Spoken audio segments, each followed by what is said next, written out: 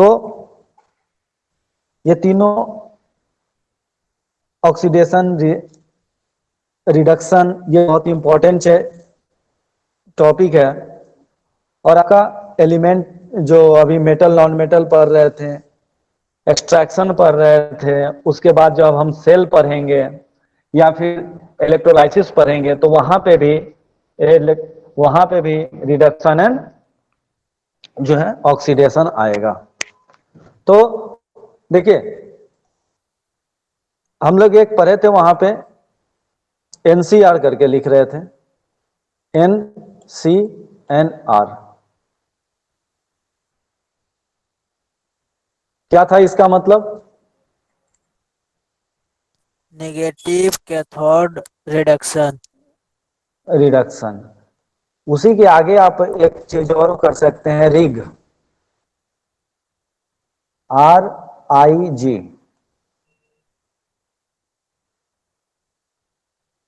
ठीक है, मतलब क्या हुआ? Reduction is gain of electron.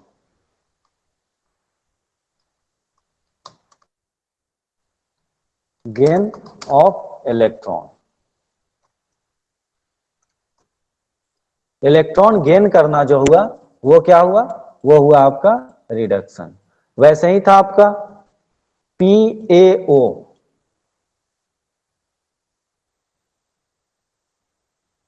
क्या मतलब हुआ इसका? Positive anode oxidation. Positive and oxidation. तो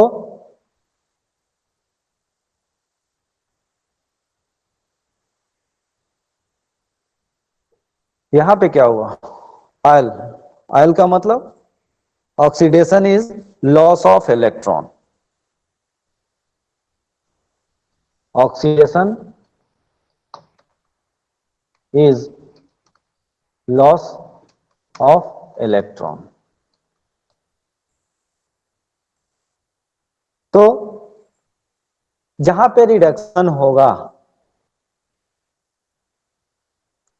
तो रिडक्शन करने के लिए कोई ना कोई रिड्यूसिंग एजेंट चाहिए। ठीक है,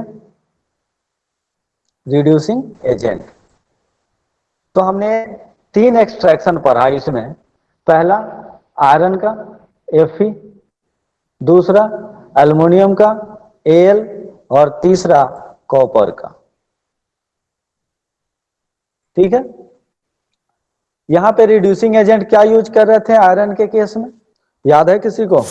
CaCO3 और कोक। CaCO3, CaCO3 ये इसका यूटिलाइजेशन हम कर रहे थे फ्लक्स के तौर पे। ठीक है, ये याद रखिएगा, इसको इसमें ऐड नहीं करेंगे। इसका हम लोग यूटिलाइजेशन कर रहे थे फ्लक्स के तौर पे। प्लस कोक जो बोल रहे हैं, तो कोक का यहां पे 2 यूटिलाइजेशन है। एक तो मेल्ट करने के लिए, मेल्टिंग पर्पस से, यानी टेम्परेचर इंक्रीज करने के लिए था। ठीक है, एक टेम्परेचर इंक्रीज करने के लिए। दूसरा यूटिलाइजेशन जो था वो था हमारा एज ए रिड्यूसिंग एजेंट। तो हम यहां पे क्या कर रहे थे? कार्बन का यूटिलाइजेशन कर रहे थे रिडक्शन के लिए। ठीक है, लेकिन रिड्यूसिंग एजेंट का क्या काम कर रहा था? CO, carbon monoxide. यानी हम वहां पे C का यूटिलाइजेशन कर रहे थे, कार्बन का यूटिलाइजेशन कर रहे थे, क्या चीज के लिए?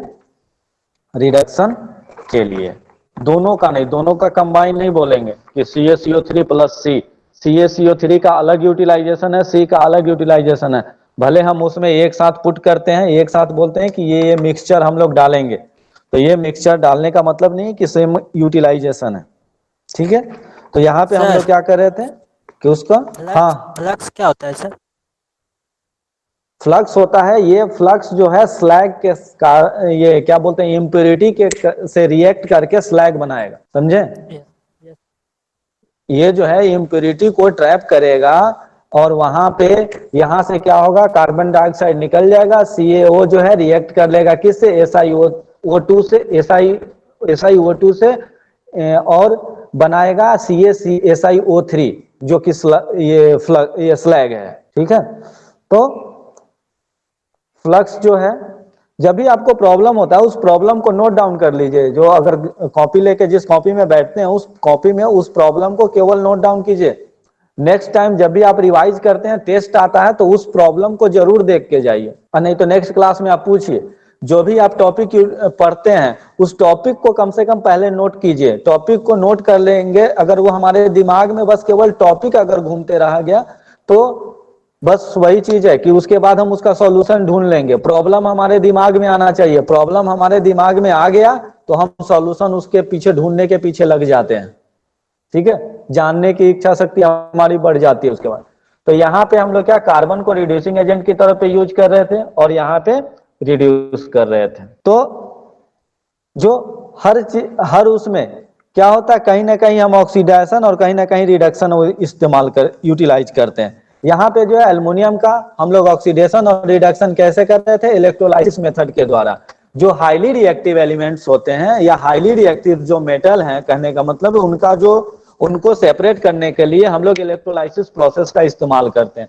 जैसे मान लीजिए कोई स्ट्रॉन्ग कंपाउंड है, उसको भी तोड़ने के लिए हम लोग क्या करते हैं, इलेक्ट्रोलाइसिस का इस्तेमाल करते हैं। इलेक्ट्रोलाइसिस एक्चुअली है क्या, इलेक्ट्रोलाइसिस एक प्रोसेस है जिसमें कि हम दो हाईली चार्ज प्लेट यानी हाईली एनर्जेटिक प्लेट का यूटिलाइज करते हैं और उसमें मोल्टेन जो है इलेक्ट्रोलाइट का इस्तेमाल करके उस इलेक्ट्रोलाइट से करंट पास करा के हम उसको क्या करते हैं, आयोनाइज करते हैं या फिर उसको डिसोसिएट करते हैं।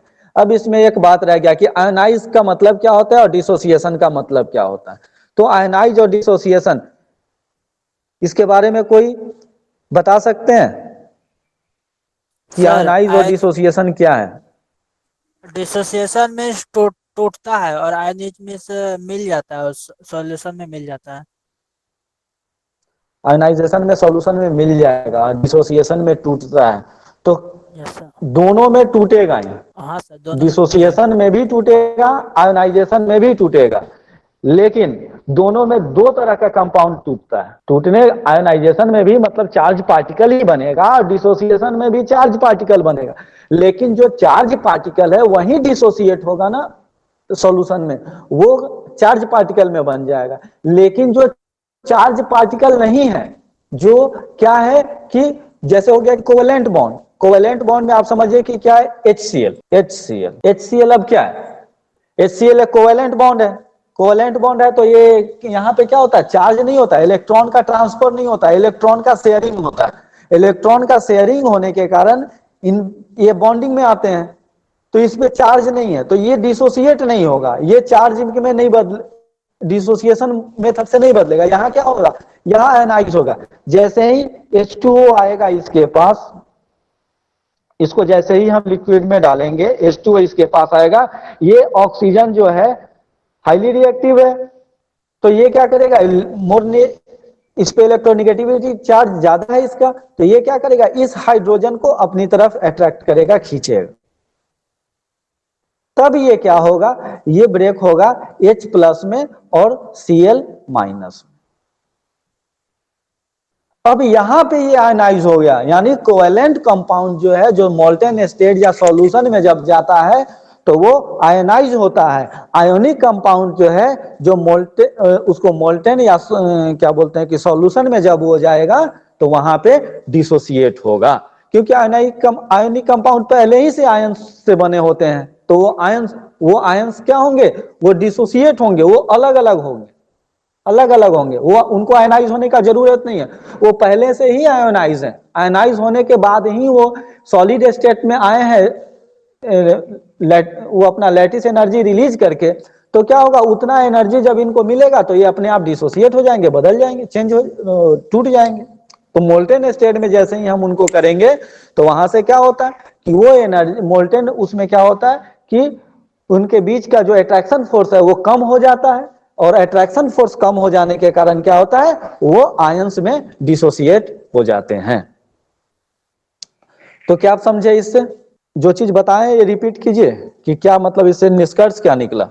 सर मतलब आयनिक कंपाउंड डिसोसिएट होगा और कोवैलेंट कंपाउंड आयनाइज होगा। हाँ, आयोनिक कंपाउंड डिसोसिएट होगा आयंस में, क्योंकि आयन से वो बना हुआ है।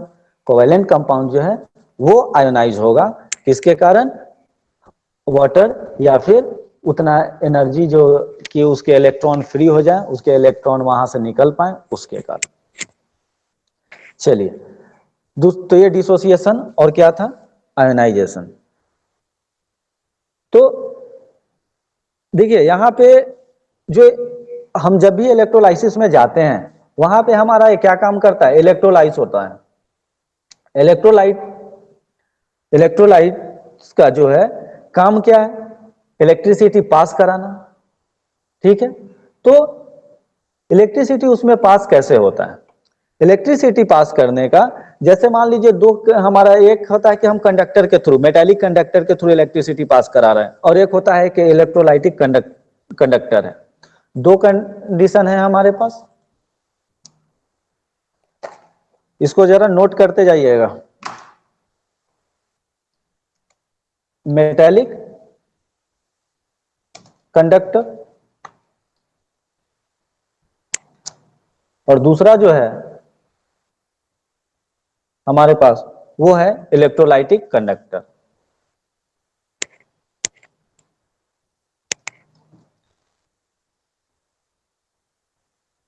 Electrolytic conductor.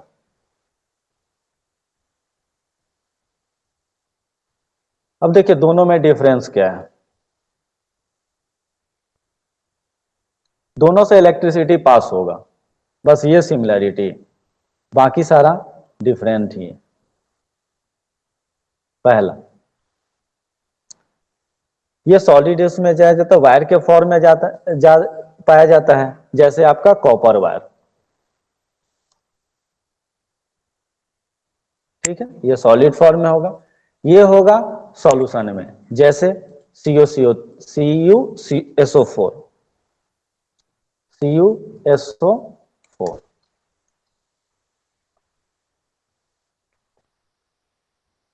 किस में होगा, किस स्टेट में होगा? Solution form.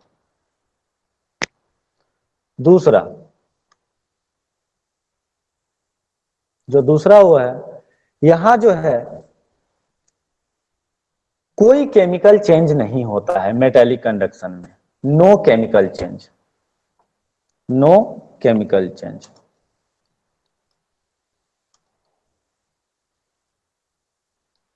यहां क्या है? केमिकल चेंज होता है। ठीक है, केमिकल चेंज, कौन सा केमिकल चेंज होता है? बोलिए।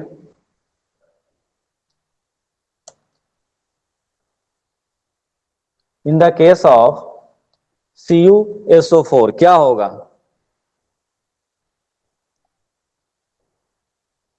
Cu डिकम्पोज प्लस करेगा या SO आयंस फोर में? Minus. Yes sir, Cu plus और हाँ, तो SO इसको फोर क्या माइनस। बोलेंगे? हाँ, इसको बोलते हैं क्या? डिकम्पोजिशन। Yes sir, decomposition.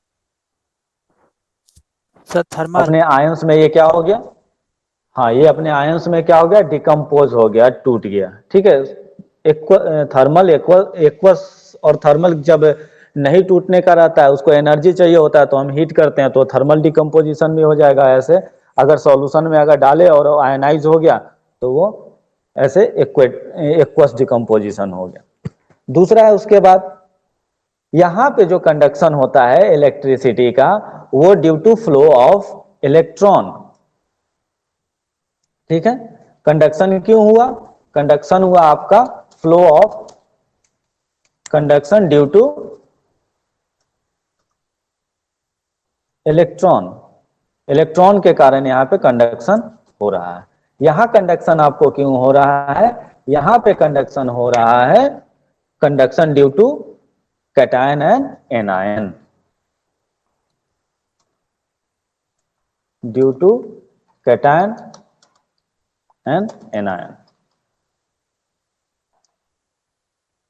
तो दोनों में, दोनों जो है कंडक्ट तो करता है, लेकिन कंडक्ट करने का जो उसका जो प्रोसेस है वो बिल्कुल अलग अलग है। एक आपको सॉलिड मेटेलिक कंडक्टर सॉलिड में पाए जाते हैं, इलेक्ट्रोलाइटिक कंडक्टर आपको क्या होता है मोल्टेन या लिक्विड स्टेट में या सॉल्यूशन स्टेट में पाया जाएगा।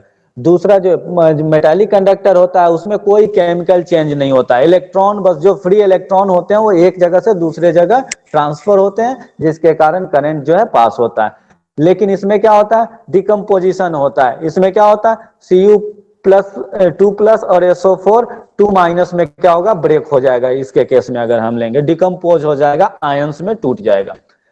मेटालिक कंडक्टर जो है इलेक्ट्रॉन के कारण कंडक्ट करता है, लेकिन जो इलेक्ट्रोलाइटिक कंडक्टर है वो कैटायन और एनायन के कारण क्या करता है फ्लो करता है।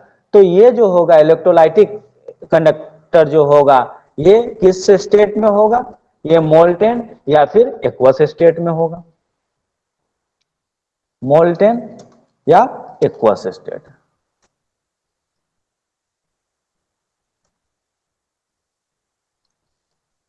ठीक है, अब यहां पे देखिए ये मोल्टेन होगा या एक्वस होगा, तो सॉलिड में क्यों नहीं कंडक्ट करता। मान लीजिए ये CuSO4 अगर हम सॉलिड केस में लेते हैं तो ये इलेक्ट्रिसिटी कंडक्ट नहीं करेगा, या फिर हम ले लेते हैं NaCl। Sir solid NaCl solid state NaCl में कंडक्ट नहीं करता है। नहीं तो NaCl मान लीजिए NaCl सॉलिड स्टेट में कंडक्ट नहीं करेगा, लेकिन जैसे ही हम इसको लिक्विड में डिसॉल्व कर देंगे तो क्या होगा ये कंडक्ट करने लगेगा। तो सॉलिड स्टेट में क्यों नहीं कन्वर्ट करता, उस समय भी ये आयंस है, जबकि लिक्विड में भी डिसॉल्व करेंगे तो अभी ये आयंस के फॉर्म में ही रहेगा Na और Cl। बोलिए चार्ज नहीं रहता है उसमें। रीजन बता पाएंगे। चार्ज नहीं रहता है, चार्ज ये अगर इलेक्ट्रॉन आयोनिक कंपाउंड है तो ये हर समय जो आयंस होंगे वो चार्ज फॉर्म में ही पाए जाएंगे। जैसे हमने NaCl का वो पढ़ा था, लैटिस पढ़ा था, तो NaCl क्या था, NaCl जैसे एक दूसरे के सराउंडिंग कैसे था चार्ज के फॉर्म में ही था, एक दूसरे से चार्ज के फॉर्म में ही ये ज्वाइंट होता है। तो वहां भी चार्ज है, लेकिन देखिए सर क्या होता है सॉलिड कि में सॉलिड स्टेट में इसके हाँ बोलिए इलेक्ट्रॉन फ्लो बोलिए। नहीं करता है, इलेक्ट्रॉन फ्लो नहीं करता। इलेक्ट्रॉन नहीं चार्ज फ्लो नहीं करता है, जो चार्ज यस अच्छा। पार्टिकल हैं जो कैटायन और एनायन है वो अपने पोजीशन पे फिक्स हो जाते हैं। वो क्या होता है सॉलिड होने के कारण उनका जो स्ट्रक्चर जो होता है वो रिजिड हो जाता है, वहां पे Na+ और Cl- एक दूसरे को मतलब एक जगह से दूसरी जगह जा नहीं सकते। Na+ कैटायन जो हो गया वो कैथोड के पास नहीं जा सकता, Cl जो हो गया वो एनोड के पास नहीं जा सकता, पॉजिटिव उसके पास। तो क्या होता है वहां पे क्या होता है वो एक दूसरे के आयंस को एक दूसरे जैसे कैटायन एनायंस को और एनायन कैटायन को एक दूसरे को हेवी अट्रैक्शन फोर्स से अट्रैक्ट किए रहते हैं, तो उसके बाहर हम कोई उतना अट्रैक्शन फोर्स जो लगाते हैं तो ये क्या होता है ये उसको ब्रेक नहीं कर पाता। जबकि मोल्टेन स्टेट में क्या होता है या एक्वस स्टेट में क्या होता है कि यहाँ पे आपको इनके बीच का जो फोर्स है वो फोर्स कमजोर हो जाता है और वहां पे ट्रांसफर ऑफ जो चार्ज है वो होने लगता है। तो उससे क्या होता है कि आपको इलेक्ट्रिसिटी करंट जो फ्लो करने लगता है। अब देखिए यहाँ पे हम लोग सीधा चलते हैं इलेक्ट्रोलाइसिस में कि क्या क्या वहां पे क्या क्या रिक्वायर्ड है और क्या हम क्यों मतलब उसमें हम लोग को यूटिलाइजेशन कैसे करते हैं। तो यहाँ पे हमको जैसे हमने इलेक्ट्रोलाइसिस में हम लोग ने देखा था एल्युमिनियम के भी इलेक्ट्रोलाइसिस में और कॉपर सेपरेशन में भी कॉपर को प्योर करने के लिए इलेक्ट्रोलाइसिस हमने वहां पे किया था। तो उसी फिगर को चेक करते हैं। यहाँ देखिए एक तो पहले बीकर सा दिख रहा है पॉट सा, जिसमें हम क्या कर रहे हैं कि कुछ इलेक्ट्रोलाइट लिए हैं एसिडिक CuSO4 सॉल्यूशन। ठीक है, यहाँ पे CuSO4 सॉल्यूशन हमने लिया है, क्या चीज क्या बोलेंगे इसको इलेक्ट्रोलाइट कैथोड एनोड क्या इलेक्ट्रोलाइट्स। इलेक्ट्रोलाइट। ठीक है, CuSO4 आपका यहाँ पे क्या हो गया इलेक्ट्रोलाइट हो गया। Copper sulphate. तो ये CuSO4 किस फॉर्म में Cu और SO4 के फॉर्म में टूटेगा। लेकिन यहाँ पे देखिए क्या होता क्या है जैसे हमने बोला कि यहां से सॉल्यूशन, जैसे ये CuSO4 में टूटेगा तो ये CuSO4 क्या होता है कि Cu प्लस और SO4 माइनस में टूटा तो ये करंट जो है कंडक्ट करता है। यहां पे हमने बोला कि क्या होता है कि यहां से एनोड से इम्प्योर मेटल है जो ब्लिस्टर कॉपर है वो वहां से निकलता है और क्या होता है कि आपको कैथोड पे जाके डिपॉजिट हो जाता है। कैथोड पे जाके डिपॉजिट हो जाएगा तो क्या Cu जो 2+ आयन जो आपका सॉल्यूशन में है, इलेक्ट्रोलाइट्स में है, वो कहाँ जाएगा? क्या वो भी तो जाना चाहिए वहां पे कॉपर के पास, क्योंकि उसमें भी तो Cu2+ चार्ज हो गया, वो भी वहां पे जाना चाहिए। तो क्या होता है जब एनोड से इम्प्योर मेटल से वहां जैसे ही अपना ये Cu क्या होता है कि जो इम्प्योर है वो कॉपर वहां पे अपने आयंस देता है और सॉल्यूशन में वो निकल जाता है, सॉल्यूशन में डिपॉजिट हो गया, आ गया।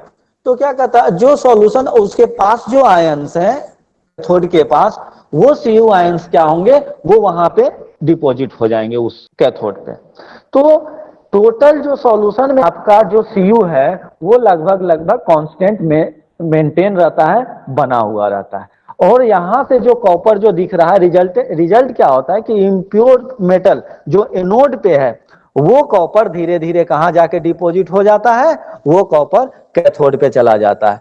जो सॉल्यूशन से ही जाए, ऐसा नहीं कि कॉपर यहां से निकला और यहां चला जाएगा, कहां से होके जाएगा, सॉल्यूशन से ही होके जाएगा।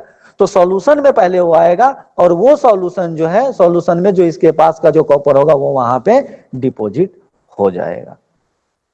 तो यहां पे देखिए एनोड पे एनोड एनायन, कैथोड कैटायन, यानी कैथोड के पास कौन आएगा, कैटायन, एनोड के पास कौन जाएगा, एनायन। जो निगेटिव चार्ज होगा वो जाएगा आपका कहां, पॉजिटिव चार्ज के पास, जो पॉजिटिव चार्ज होगा वो जाएगा निगेटिव चार्ज के पास।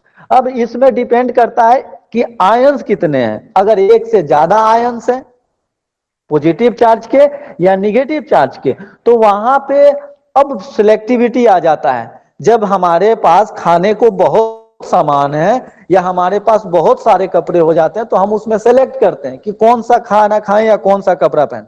वही कंडीशन यहाँ पे हो जाता है। जब कटायन ज्यादा हो जाएगा या एनायन ज्यादा हो जाएगा तो किसको डिफ्यूज किया जाए पहले, किसको रिड्यूस किया जाए, तो ये डिपेंड करता है कि रिएक्टिविटी सीरीज में जो लोअर में होगा वो पहले डिफ्यूज होगा, वो पहले रिड्यूस्ड होगा। जैसा हमने एल्युमिनियम के केस में देखा था। एल्युमिनियम के केस में क्या था, वहां बहुत सारे आयन थे, याद है कुछ एल्युमिनियम का कंडीशन, बोलिए। एल्युमिनियम के उसमें कौन कौन से आयन थे, याद है कुछ? सर Al3+ और O2-। बस यही था केवल। यहाँ पे देखिए इतना सारा चीज हम लोग क्या करते हैं, यहाँ पे इनपुट करते हैं इलेक्ट्रोलाइट के फॉर्म। क्या क्या, Al2O3 दिख रहा है सभी को, तो Al2O3, तो यहां से दो आयन आपको मिला, क्या, Al3+ एंड O2-। ठीक, एक कटायन और एक एनायन। उसके बाद Na3AlF6, ठीक है। यहां पे जो है Na3AlF6 से आपको 3 आयन मिला, Na, Al and F। Na और Al पॉजिटिव चार्ज मेटल है तो ये हो गया कैटायन, और F जो हो गया वो निगेटिव एनायन, ठीक है। CaF2, सर CaF2 से आप, हाँ, NaAlF6 को क्या कहते हैं? क्रियोलाइट। नहीं सर, मतलब जैसे एल्युमिनियम ऑक्साइड हुआ ना, तो उस तरह सोडियम उसको क्या कहेंगे? इसको सोडियम एल्युमिनियम क्लोराइड, इसका स्पेशल नाम ही है। ज्यादातर हम लोग स्पेशल नाम से ही इसको क्रियोलाइट से ही बोलते हैं। क्रियोलाइट या शॉर्ट फॉर्म। ज्यादा जब एक ज्यादा बड़ा कंपाउंड हो जाता है या ज्यादा यूटिलाइज का कंपाउंड हो जाता है तो उसका हम लोग स्पेशल नाम ही यूटिलाइज करते हैं और उसी को बोलते हैं ज्यादा, ठीक है। तो यहां देखिए आपका Na3AlF6 से आपको कितना मिला, 3, सोडियम एल्युमिनियम एंड फ्लोरीन। अब यहां पे देखिए CaF2 से CaNF 2 और AlNF3 से AlNF। यहां पे आपको कितने कैटायन हो गए? एल्युमिनियम, सोडियम, फिर आपको कैल्शियम, तीन। तीनों जो है, तीनों में एल्युमिनियम सबसे नीचे है। ठीक है, एल्युमिनियम जो है वो सबसे नीचे है, समझे? एल्युमिनियम सबसे नीचे है, यानी रिएक्टिविटी में सबसे नीचे है। तो जो रिएक्टिविटी में नीचे होगा वही सबसे पहले रिड्यूस होगा।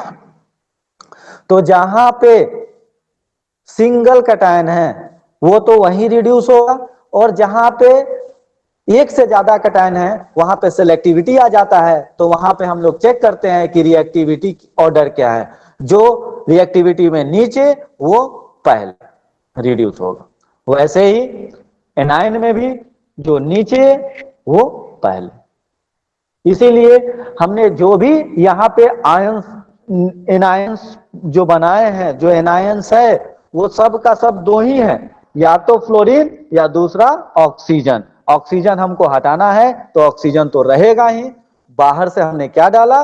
केवल फ्लोरीन के कंपाउंड FF and F, ताकि ऑक्सीजन ही क्या हो? रिड्यूस्ड हो। ऑक्सीजन ही ऑक्सीडाइज, ऑक्सीजन वहां से लिबरेट हो। एनोड पे कौन डिपॉजिट हो? ऑक्सीजन, समझे? तो इसलिए यहां पे ये जो प्रोसेस, तो इलेक्ट्रोलाइट का दूसरा जो है रिड्यूस कौन सा होगा और कौन सा ऑक्सीडाइज होगा?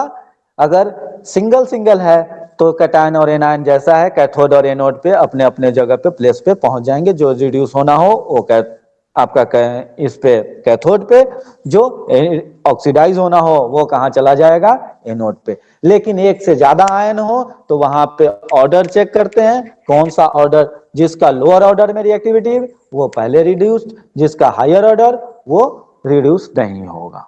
तो ये चीज हमने यहाँ भी इलेक्ट्रोलाइट पढ़ा, कॉपर में भी इलेक्ट्रोलाइट पढ़ा।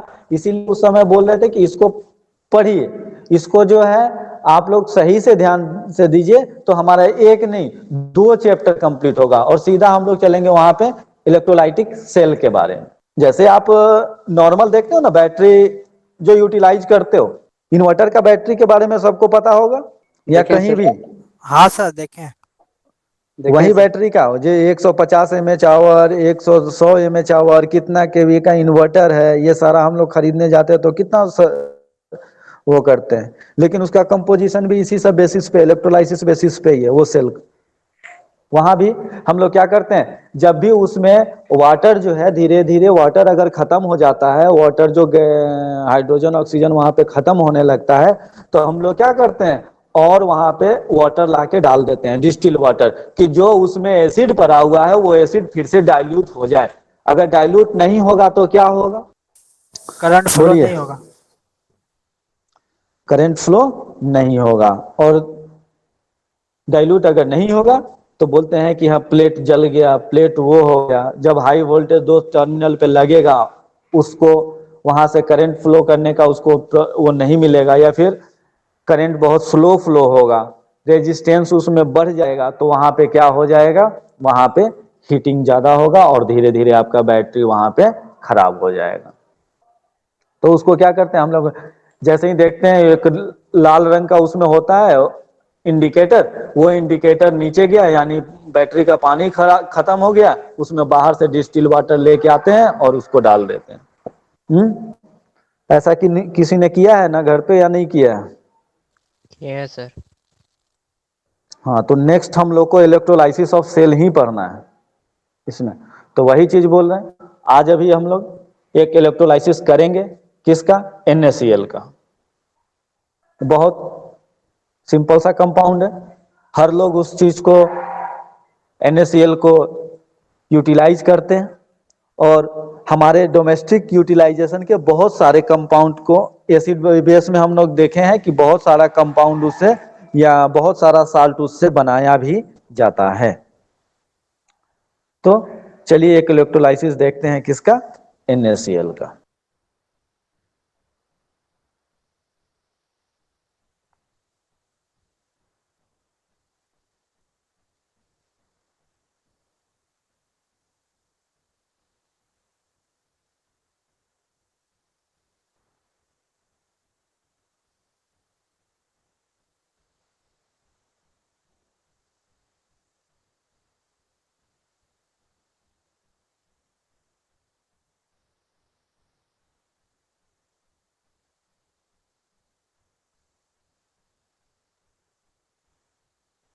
2 प्लेटिनम रॉड लिया।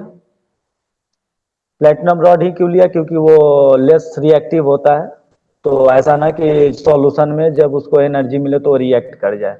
ग्रेफाइट भी हम लेते हैं, ग्रेफाइट भी लेस रिएक्टिव होता है। कहीं कहीं लेड ब्रोमाइड का अगर हम करेंगे तो वहां पे क्या करते हैं, ग्रेफाइट लेते हैं, ताकि वो भी न्यूट्रल होता है, न्यूट्रल होने के कारण रिएक्ट नहीं करता सॉल्यूशन में। यहाँ पे देखिए हम क्या करते हैं, जो पॉजिटिव टर्मिनल से जिसको कनेक्ट करते हैं उसको बोलते हैं एनोड, और जो निगेटिव टर्मिनल से हम लोग कनेक्ट करते हैं उसको बोलते हैं कैथोड। जो सेल का, जो बैटरी का पॉजिटिव टर्मिनल वो एनोड, और जो निगेटिव टर्मिनल वो कैथोड। उसके बाद वो दोनों जो टर्मिनल होता है जिसको हम लोग बोलते हैं इलेक्ट्रोड, उसको हम लोग कहाँ प्लेस करते हैं? इलेक्ट्रोलाइट में। उसको हम लोग इलेक्ट्रोलाइट में प्लेस कर दिए। यहाँ पे इलेक्ट्रोलाइट जो है एक्वस NaCl, यहाँ एक्वस NaCl, NaCl को क्या किया हमने? वाटर में डिसॉल्व कर दिया।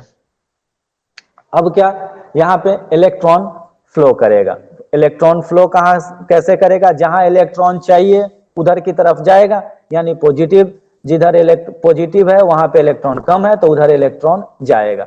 जहां पे निगेटिव है कैथोड, वहां इलेक्ट्रॉन ज्यादा है तो वहां से इलेक्ट्रॉन निगेटिव की तरफ, पॉजिटिव की तरफ ट्रांसफर होगा। तो हम लोग यहाँ पे फ्लो ऑफ इलेक्ट्रॉन दे रहे हैं, लेकिन बैटरी से क्या होता है, हम लोग तो अगर करंट पढ़ते हैं तो वहां पे फ्लो ऑफ करंट पढ़ते हैं, यहाँ फ्लो ऑफ इलेक्ट्रॉन पढ़ते हैं। तो इलेक्ट्रॉन का फ्लो जो है हर समय करंट के फ्लो के उल्टा होता है।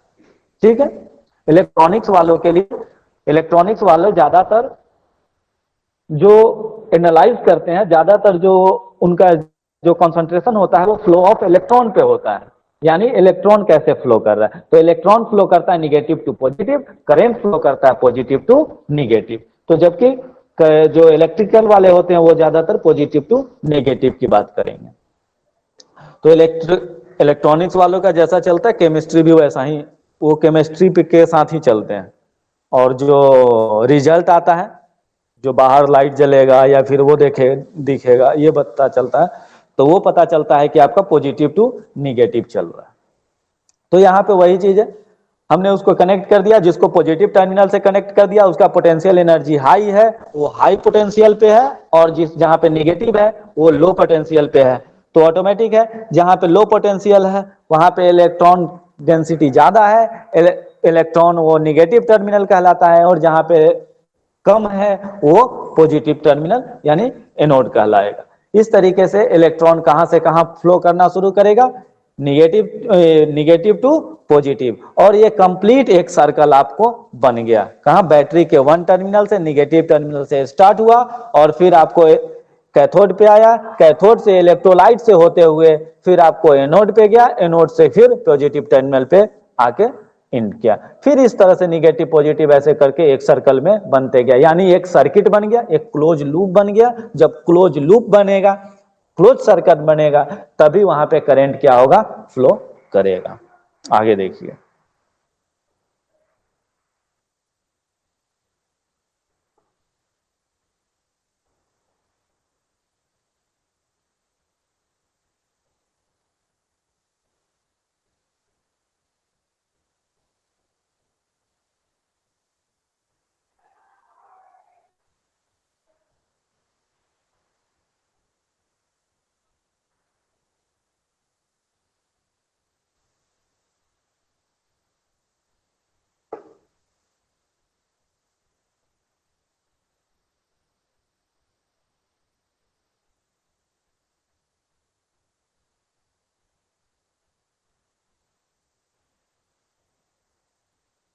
क्या समझे इससे?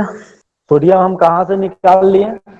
सोडियम हमको मिला कैथोड से, और जो एनोड पे है क्लोरीन जब डिपॉजिट हुआ वहां पे, तो क्लोरीन जब एटॉमिक फॉर्म डिपॉजिट होगा तो हाईली रिएक्टिव होगा, वो क्लोरीन के फॉर्म में नहीं रह पाएगा, तो दूसरे क्लोरीन से फिर रिएक्ट करके क्या हो जाएगा? वो बना लेगा आपको क्लोरीन गैस। जब क्लोरीन गैस बनेगा तो वो सॉल्यूशन से बाहर निकल जाएगा। अब आपके सॉल्यूशन में क्या रह गया? जो कैथोड पे वहां पे रह गया आपका सोडियम। ठीक है, और उस सोडियम को हम वहां से सेपरेट कर सकते हैं। तो ये हुआ electrolysis of Na sodium chloride.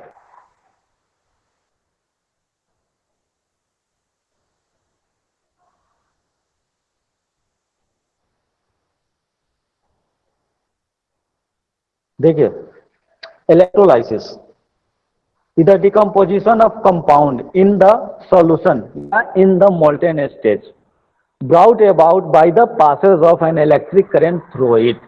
जैसे ही हम उसके थ्रू इलेक्ट्रिक करंट पास करेंगे वो क्या होगा, टूटेगा और एक दूसरे आयोनाइज तो हो गया वो सॉल्यूशन में, जब आयोनाइज हो गया तो वहां से इलेक्ट्रिक करंट पास हो गया। अब इलेक्ट्रिक करंट जो होगा एक दो पोल बना देगा, दो पोल यानी एक पॉजिटिव टर्मिनल और एक निगेटिव टर्मिनल। वो पॉजिटिव टर्मिनल और निगेटिव टर्मिनल की तरफ क्या होगा, जो पॉजिटिव कैटायन है वो पॉजिटिव वो आपको कैथोड की तरफ यानी निगेटिव टर्मिनल की तरफ, और जो एनायन है वो आपका कहाँ शिफ्ट हो जाएगा, वो निगेटिव टर्मिनल पॉजिटिव टर्मिनल की तरफ यानी एनोड की तरफ शिफ्ट हो जाएगा। और इस तरीके से दोनों क्या हो जाएगा, आपको डिकम्पोज हो जाएगा, दोनों वो कंपाउंड जो है वो टूट जाएगा। वहां से NaCl के केस में Na प्लस और Cl में तो पहले एक्वा सॉल्यूशन में बन गया, जैसे ही Na प्लस और Cl बना वहां से क्या होगा, आपको करंट पास होने लगेगा। वहां पे हम क्या दो इलेक्ट्रोड डालेंगे और उसको क्या करेंगे एक सेल के थ्रू कनेक्ट कर देंगे। जो पॉजिटिव टर्मिनल से कनेक्ट होगा वो कहलाएगा एनोड, जो निगेटिव टर्मिनल से कनेक्ट होगा वो कहलाएगा कैथोड।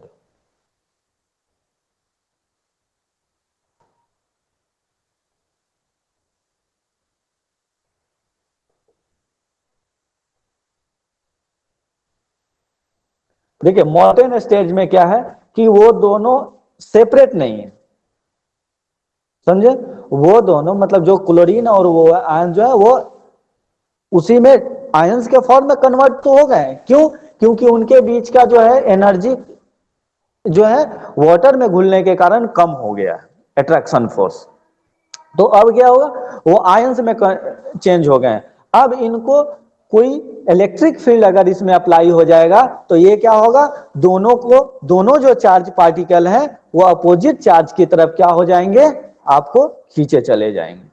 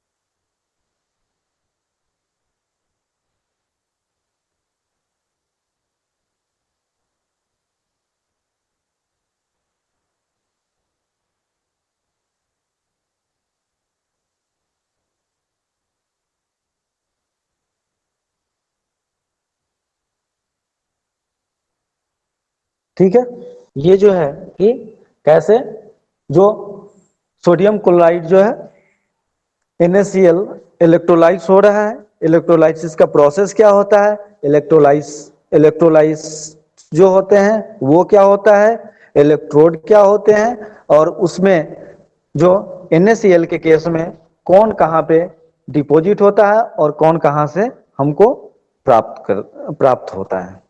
तो यहां पे आपने देखा कि